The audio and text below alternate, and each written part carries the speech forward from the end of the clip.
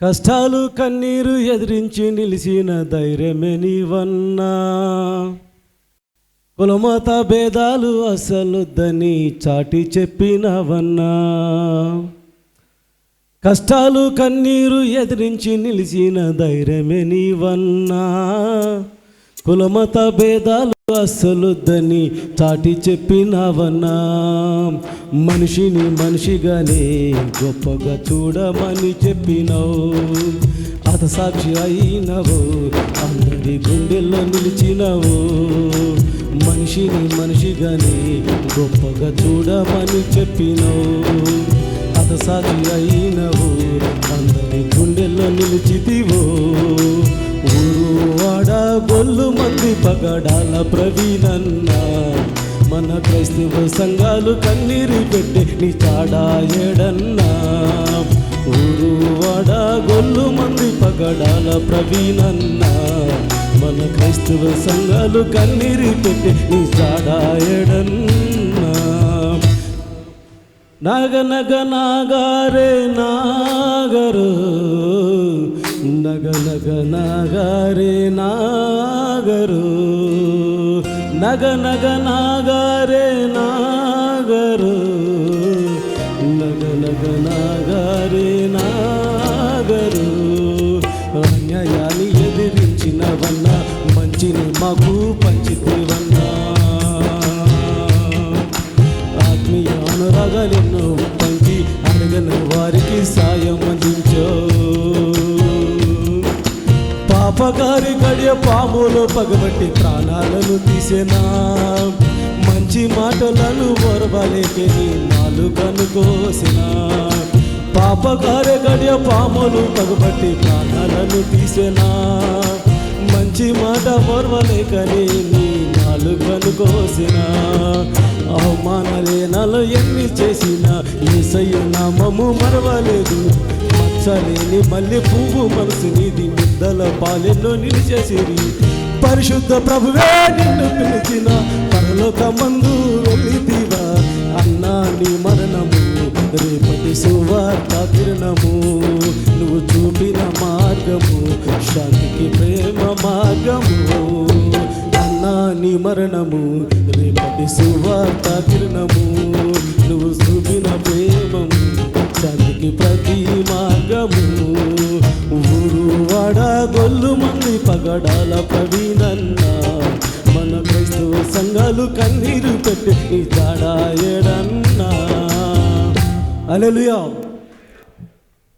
ఈ పాట రాయటకు ప్రవీణన్న గాయాలు చూసినప్పుడు నా గుండె తరుక్కుపోయి రాసిన పాట ఇది. ఎంతమందికి ఆయన ఈ సంవత్సరం పాటు గుర్తున్నాడో లేదో తెలియదు, కానీ ప్రతి క్షణం నా గుండెలో మెదులుతోనే నా ఎదలో ఆయన మాటలు పదిలంగా దాచుకున్నా. ఈ వేదికను అలంకరించిన పెద్దలందరికీ కూడా ప్రత్యేకమైన వందనాలు. అజయ్ బాబు గారికి, పీటర్ నాయుడు గారికి, స్టీవెన్సన్ గారికి, మరి రంగారావు గారికి, అందరికీ కూడా. వేదిక మీద ఉన్న వాళ్ళందరూ పెద్ద లీడర్స్ అని, కింద ఉన్న వాళ్ళు తక్కువని కాదు, కానీ మనమందరం ఒకే రక్తంలో కడగబడ్డాం. ఆమేన్. మనందరి మీద యేసుక్రీస్తు రక్తమే ఉన్నది. ఆమేన్. అయితే ఇప్పుడు కొద్ది తేడా ఉన్నది. ఏంటంటే కొంతమంది ఏమో వైసీపీ పాస్టర్లు, మరి కొంతమంది ఏమో టీడీపీ పార్టీ పాస్టర్లు, ఇంకా అట్టిటిగానోళ్ళు కొంతమంది ఉన్నారు, అన్ని రకాల్లో ఉన్నారు. సరే, నేను టీడీపీలో ఉన్న పాస్టర్లకి మీ జగన్మోహన్ రెడ్డి రక్త సంబంధం అయితే మీరు అంతే ఉండండి. అంటే పేగు బంధం అంటారు కదా, ఆ పేగు బంధం మాకు మా అమ్మలు తమ్ముడు, మా వాళ్ళ అన్నయ్య కొడుకుగా నేను పుట్టాను అనుకుంటే వైసీపీలో ఉండండి. అలాగే చంద్రబాబు నాయుడు కూడా మా కులపోడు, లేకపోతే మా రక్త సంబంధము, నేను నాకు ఆ కులం ఆ పార్టీలో ఎక్కడ అంటరానితనం నా మీద లేదు, ఎక్కడ నాకు ఇది లేదు అనుకుంటే మీరు కూడా ఆ పార్టీలో ఉండొచ్చు. అయితే దేవుని సేవకులారా, ఈ బాపట్ల ఈ ప్రవీణ్ పగడాల గారి సంస్మరణ సభలో నేను మీకు ఒక మాట తెలియజేయాలనుకుంటున్నాను. ఎన్ని సంవత్సరాలు పాస్టర్లను కొడుతూ ఉంటే, చంపుతూ ఉంటే, చర్చలు కూలుస్తూ ఉంటే, ప్రవీణ్ పగడాల గారు లాంటి వారిని నాలుకలు కోసి, పెదాలు కోసి, అనాథ శవంలాగా రాజమండ్రి దగ్గర కొంతమూరులో రోడ్డు పక్కన పడేసి తాగుబోతని 40 సంవత్సరాలు ఇండస్ట్రీలు కలిగిన ఒక చంద్రబాబు నాయుడు చిన్నపిల్లలు స్కూల్ దగ్గరికి వెళ్ళి మాట్లాడి, పోలీసు వాళ్ళు కానిస్టేబుల్కి రిక్రూట్మెంట్ సభల్లో మాట్లాడి, అంగన్వాడీ టీచర్ దగ్గర కూడా మాట్లాడుతుంటే మనం మౌనంగా ఉన్నాం చూడండి. అది మన దౌర్భాగ్య స్థితి. మనం మౌనంగా ఉన్నాం కదా, అది మన దౌర్భాగ్య స్థితి. ఈరోజు నేను ఉదయం గుంటూరు నడిబొడ్డులో అంబేద్కర్ సెంటర్లో ప్రవీణ్ పగడాల గారు రోడ్డు మీద పెట్టి, ఆయన సంస్మరణ సభ రోడ్డు మీద పెట్టి ఇదే గవర్నమెంట్కి ఒక ఛాలెంజ్ విసిరాం. మీకు దమ్ము ధైర్యం ఉంటే మా ప్రజలకు జవాబు చెప్తారా? మా అనుమానాలు తీరుస్తారా? ప్రవీణ్ పగడాల అన్నల అచ్చు మీద జరిగిన రాజకీయ కోణాల్లో మాకున్న కొన్ని సమస్యలను, మాకున్న కొన్ని అనుమానాలను మీరు క్లారిఫై చేస్తారని అడిగి నేను ఇప్పటికి ఇదే వేదిక మీద నేను క్వశ్చన్ చేస్తున్నా, ప్రశ్నిస్తున్నాం. మీరు తాగారు అని చెప్తున్నారు, మేము తాగలేదని చెప్తున్నాం. ఆయన అంతటికని చనిపోరని చెప్పారు, మేము ఆయన చంపబడ్డాడని చెబుతున్నాం. ఆయన ఒకవేళ చంపబడితే సాక్ష్యాలు మీ దగ్గర ఉన్నాయని అడుగుతున్నారు. అదే యాక్సిడెంట్లు అయితే సాక్ష్యాలు మీ దగ్గర ఉన్నాయని నేను అడుగుతున్నాం. ప్రవీణ్ పగడాల గారు తాగిన గ్లాసు అప్పుడు తాగుతున్నప్పుడు చూసిన వాడు ఎవడని అడుగుతున్నాం. అంత పెద్ద సీనియర్ నాయకుడు చంద్రబాబు నాయుడు గారు అవలీలుగా అబద్ధాలు ఎలా మాట్లాడతారండి? నేను అనుకున్న అబద్ధాలు ఆడుతూ నీ నైజం. ఒక మాటను 100 సార్లు చెప్పటం, ఆ 100 సార్లు అబద్ధాన్ని నిజం చేయటం నీ తత్వం. అందుకే జగన్మోహన్ రెడ్డి ప్రభుత్వంలో వాళ్ళ బాబాయిని చంపితే నారాసుర రక్త చరిత్రను రాసిన జగన్మోహన్ రెడ్డి ఆయన ప్రభుత్వంలోకి వచ్చిన తర్వాత దాన్ని అంతే మర్చిపోయాడు. పోనీ మా మీద ఇంత దౌర్భాగ్యం రాసావు నువ్వు, మీ బాబాయ్ కేసులో మేము తీస్తామని చెప్పి ఇప్పుడు 2 సంవత్సరాలు అయిపోతుంది, అని ఊసేలేదు. ఇప్పుడు గమ్మత్తైన విషయం తెలుసా? ఒక ప్రవీణ్ పగడాల గారు క్రైస్తవ పక్షాన వేద్యమాడి హిందూ మతానుమాద గుండెల్లో రైలు పరిగెత్తించి నిజమైన దేవుడు ఒక్కడే, ఆయనే యేసు ప్రభు, ఆయనకు సాటి లేదు, ఆయనకు పోటీ లేదు, మీరు ఆయన కింద ఒకరోజు సాగిలపడి నమస్కరించాలని చెప్పిన ప్రవీణ్ పగడాల గారి గొంతుకొస్తే నా ఎస్సీలు, నా బీసీలు, నా మైనార్టీలను జగన్మోహన్ రెడ్డి గారు అయ్యో పాపం అని చెప్పి ఒక మాట మాట్లాడలేకపోయారు.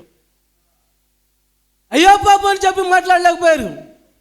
నాకు ప్రతిపక్ష హోదా కావాలి అంటారు, రైట్, మేము సపోర్ట్ చేస్తాం, నీకు ప్రతిపక్ష హోదా తీసుకో.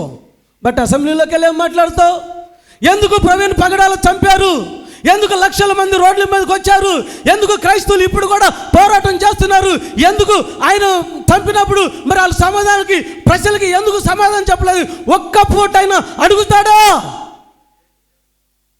ఇల్లు ముద్దు ముచ్చట్లు ఆడుకోవటానికి అసెంబ్లీలోకి వెళ్ళి బ్రెడ్ జాములు జీడిపప్పు అలవాలు అసెంబ్లీలో తిని మాకు కూలి ఎంత, మాకు రేట్ ఎంత, మా జీతాలు పెంచండి, మాకు కారు అలవెన్స్ ఇవ్వండి, మా ఇంటి రెంట్లు, మా కరెంటు బిల్లు, మా కదరు బట్టలకి డబ్బులు ఇవ్వమని మాట్లాడుకుంటారు వీళ్ళు అసెంబ్లీలో.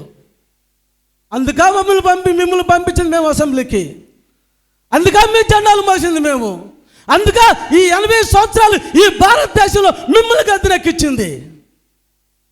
2029 రాసి పెట్టుకోండి.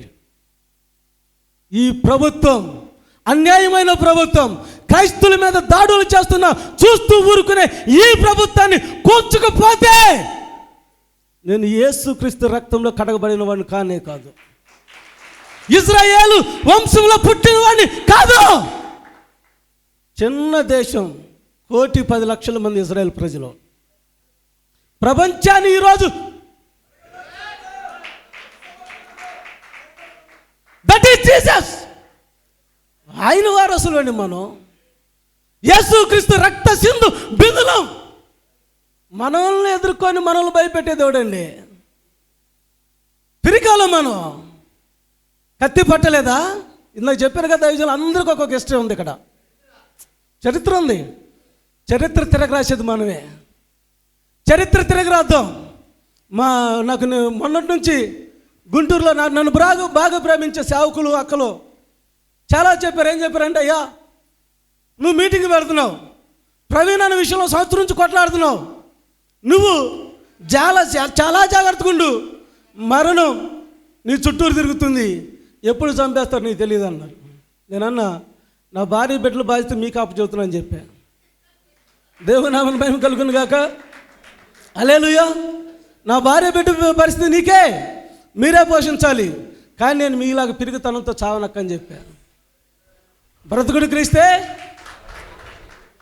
ఇది మనం మైకులోని చెబుతాం. నిజ జీవితంలో మరణం వస్తే దాక్కుని అయ్యో నన్ను చంపొద్దు, ఓ మరణమని నన్ను దాటిపో, ఓ మరణమని నా దగ్గర అంటే నాన్ సెన్స్ నువ్వు నడువు అంటుంది అది. మరణం ముందుకు వచ్చి నువ్వు రావయ్యా అంటే ఆగుతుందా? రాజశేఖర రెడ్డి హెలికాప్టర్ వెళ్ళాడు, ఆగిందా? రామారావు అక్కడికి వెళ్ళాడు, ఆగాడా? రాజీవ్ గాంధీ ఎక్కడికి వెళ్ళాడు, ఆగాడా? దీనుడు ఎక్కడ ఉంటాడు, వాడు ఆగిద్దా? నన్ను నా ముందుకు వస్తే ఆగిద్దా? మరణం ఎవరిని వదిలిపెట్టి వెళ్ళదు. మనం దాని గురించి పోస్ట్ పోన్ చేసుకుంటాం.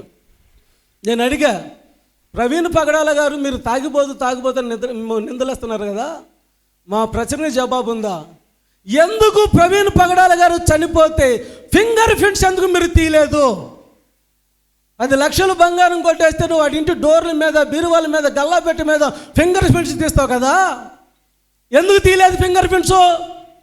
హైదరాబాద్లో ప్రయాణం అయిన ప్రవీణ్ పగడాల రాజమండ్రి దగ్గర కొంతమూరు వచ్చేలోపు ఎక్కడ పెట్రోల్ కొట్టించుకున్నాడు, ఎంత పెట్రోల్ కొట్టించుకున్నాడు, పెట్రోల్ కొట్టించిన బైక్లో ఎంత ఖర్చు అయింది, ఎంత ఉంది, బుల్లెట్ ఆయన మీద పనుకుంటే ఎంత పెట్రోల్ ఆయన ఒంటి మీద కారింది, ఎంత పెట్రోల్ కారాలండి? ఒక స్కూటీ పక్క కొరిగితే పెట్రోల్ కారదా? బండి పక్క కొరిగితే పెట్రోల్ కారదా?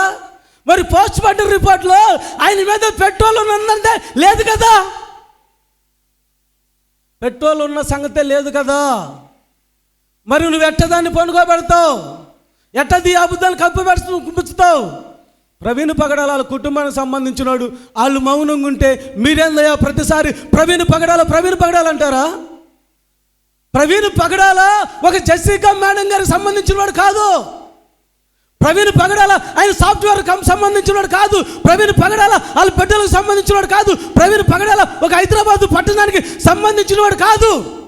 యావత్తు ప్రపంచంలో ఉన్న క్రైస్తువులకు సంబంధించిన వాడు ప్రవీణ్ పగడాల. ఆయనను చంపేసి మీరు మసిపూసి మారేడుకాయలు చేస్తే మేము చూస్తూ కూర్చోవాలా?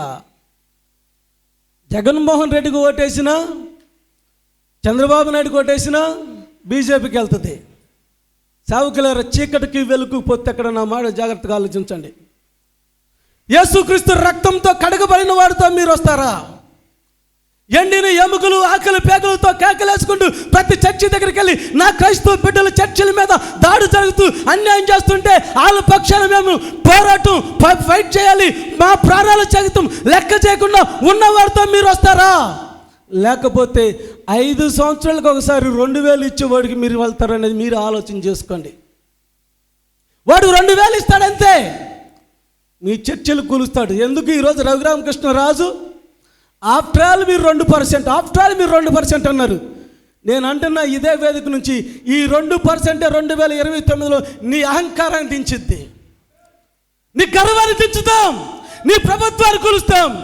క్రైస్తవులకు అనుకూలమైన ప్రభుత్వం 3వ ఫ్రంట్ మరలా ఈ రాష్ట్రంలో లేవనెత్తుతాం. స్టీవెన్సన్ అన్నగారు అన్నారు, విజయ్ కుమార్ గారికి, సునీల్ కుమార్ గారికి, హర్ష్ కుమార్ గారికి వీళ్ళందరూ ఒక వేదిక మీద వస్తే బాగుంటుంది కదా అని. గత 3 నెలలుగా నేను చేస్తున్న పని అదే. 3 నెలల నుంచి సునీల్ కుమార్ గారితో మాట్లాడా, విజయ్ కుమార్ గారితో మాట్లాడా, హర్ష్ కుమార్ గారితో మాట్లాడా, క్రైస్తవ పెద్దలతో మాట్లాడా, అనేక బీసీలతో మాట్లాడా, ముస్లింలో ఉన్న ముఫ్తీలతో, బాసితులతో కూడా నేను మాట్లాడా.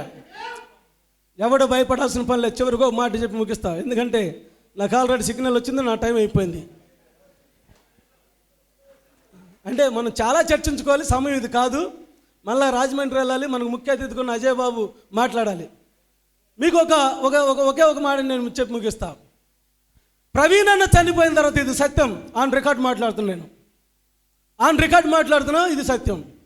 ప్రవీణ్ అన్న చనిపోయిన తర్వాత ఈ రాష్ట్రంలో 25 మంది మీద టార్గెట్ చేశారు. 25 మంది పాస్టర్లను చంపాలి, వీళ్ళ వల్ల మత మార్పిడి జరుగుతుంది, వీళ్ళ వల్ల క్రైస్తవం మారిపోతుందని 25 మంది పాస్టర్లని చంపాలని నిర్ణయిస్తే, అందులో అజయ్ బాబు, నేను కూడా లిస్టులో ఎక్కబడిన వాళ్ళం. మరి ఇప్పుడు వరకు ఎందుకు ఆగాం? ఇప్పుడు వరకు ఎందుకు ప్రాణాలతో ఉన్నాం? అంటే మొదటి మాట, మా బలము, మా శక్తి మా దగ్గర ఉన్న వాళ్ళు కాదు. అజయ్ బాబుని పాపం ఎన్ని పోట్లు పొడిచిన వాళ్ళు ఎంతమంది ఉన్నారు, పొరవటం ఆయన మానసికంగా. అయితే ఒక నిజం చెప్తున్నా, ఈ దేశం మీద దేవుని హస్తం ఉన్నది. Amen, amen. ఏ ఆర్ఎస్ఎస్ అయితే విర్రవీగిందో, ఏ ఆర్ఎస్ అయితే క్రైస్తవులు చంపాలనుకుంటున్నారో, నాకు తెలుసు ఒక నిజం, పక్కాగా వాళ్ళకు వార్నింగ్ వెళ్ళి ఏ సేవకుడిని ఇక అంటుకోకూడదని స్ట్రాంగ్ వార్నింగ్ వెళ్ళింది. పిఎంఓ ఆఫీస్కి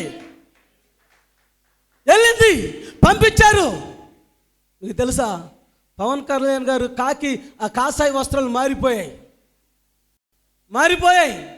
సనాతని సనాతని అన్నాడు పాపం. ఆ తర్వాత ఏమైపోతాడు?